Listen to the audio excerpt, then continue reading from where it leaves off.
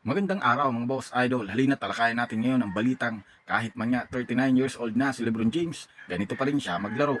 40 points para sa 39 years old MVP ng Los Angeles Lakers. Aalamin na rin natin ngayon dito at pag-uusapan ang kalakasan ng bagong sentro ng Golden State Warriors na talaga namang malaki ang impact na ibinibigay nito sa kanilang kupunan. Kilalanin na rin natin ngayon ang halimaw na rookie center ng Golden State Warriors na si Trayce Jackson Davis. Pero bago yan, please don't forget to hit the notification bell at mag-subscribe sa ating channel.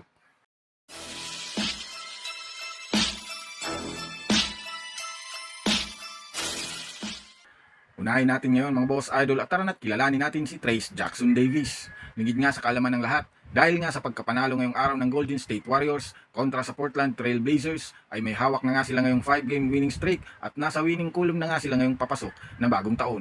Dala na rin naman nga ito ng ilang ginawang adjustment ni Coach Steve Kerr lalo sa paggamit nila at pagdevelop sa kanilang batang sentro na si Trayce Jackson Davis na grabe ang naibibigay na impact sa kanilang team. Para nga sa kaalaman ng lahat, nakuha nga ito ng Warriors sa 2023 NBA Draft sa pamamagitan ng isang trade na galing sa Washington Wizards.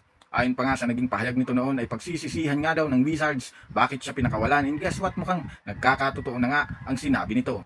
Isa na nga siya ngayon sa mga core player ng Warriors na malaki ang magiging ambag at impact lalo sa ilalim ng basket. Meron nga itong mataas na IQ sa basketball at kayang-kayang sabayan ang play ni Coach Steve Kerr.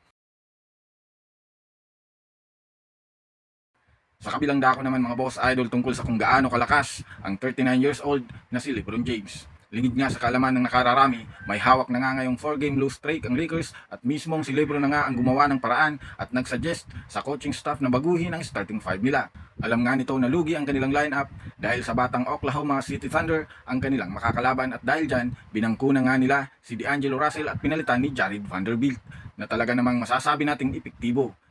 Ito na rin naman nga ang dinadaing ng kanilang mga fans na gawing bench si D'Angelo Russell dahil sa kakulangan nito sa depensa.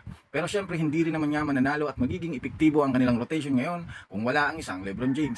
Sa kanya nga lahat nagsimula ang scoring run ng Lakers dahil sa dali nitong leadership at pag-facilitate sa laro. Bagay na bagay nga daw si LeBron na maglaro bilang point guard dahil kita nga nito ang lahat. Kahit man nga 39 years old na ito ngayon, masasabi pa rin nating walang kupas ang galing nito bilang MVP.